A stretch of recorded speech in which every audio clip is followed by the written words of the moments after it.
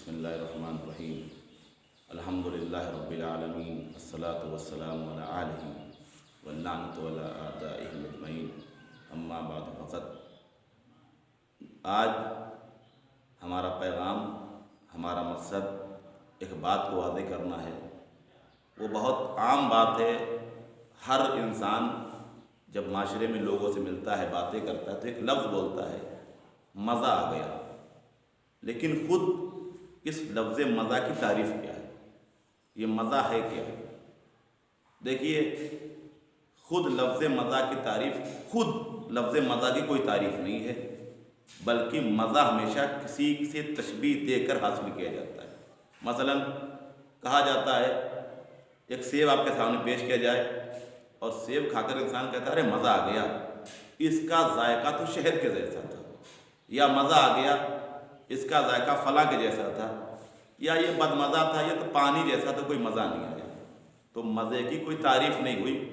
مزہ ہمیشہ کسی غیر چیز کو لے کر بولا جاتا ہے۔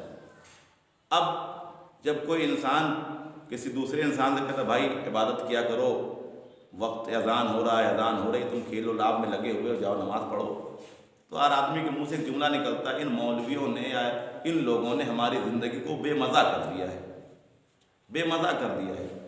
تو مزہ کہتے کسے ہیں؟ ایک اور مثال دوں تاکہ مزے کی واقعہ ڈیفینیشن جو واضح ہو جائے۔ مثلا میں ایک صاحب کے گھر گیا تو انہوں نے کہا مولانا صاحب چائے پئیں گے؟ میں نے کہا میں چائے نہیں پیتا ہوں۔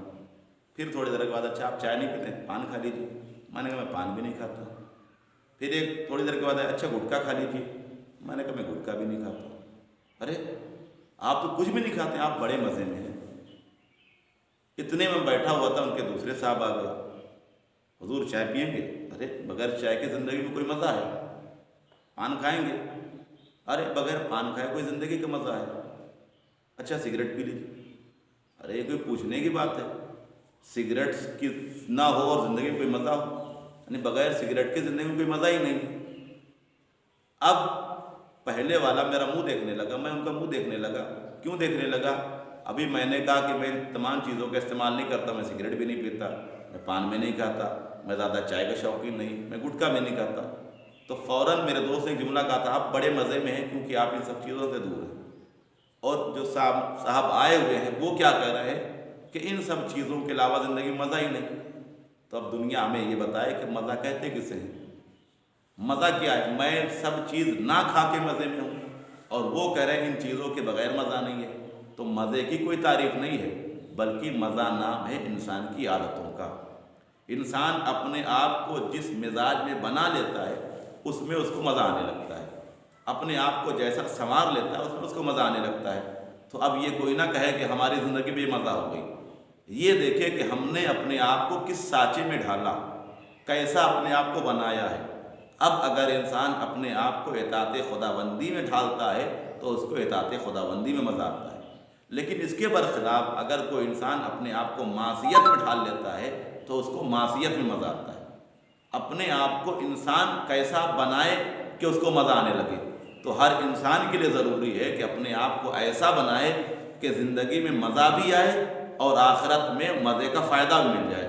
لہذا ضروری انسان کو کہ تمام معصیت کو چھوڑ کر، برائیوں کو چھوڑ کر اچھائیوں کی عادت ڈالے، تو اس کو اچھائی کرنے میں بھی مزہ آئے گا، اور یہاں کی لطف اندوز زندگی سے جب انسان دنیا سے گزر کر آخرت میں جائے گا تو یہاں بھی اچھائی اور مزے میں زندگی گزارا ہوگا، وہاں پر جا کر بھی اس کو مزے والی زندگی ملے گی۔ یہی انسان کا مقصد ہونا چاہیے۔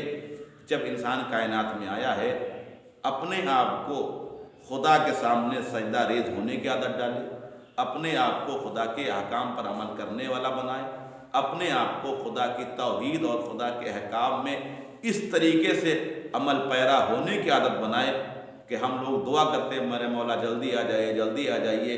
اپنے آپ کو ایسی عادتوں والا بنا لے یا اپنے آپ کو ایسے سانچے میں ڈھال کر سنوار لے کہ جب ہمارا وقت کا امام انشاءاللہ جب ظہور کرے تب کہے کہ اس کی تمام عادتوں ارکان، تمام چیزیں ایسی ہیں جیسا میں چاہتا تھا، اور وہی انسان کامیاب بھی ہوگا، وہی انسان کامران بھی ہوگا۔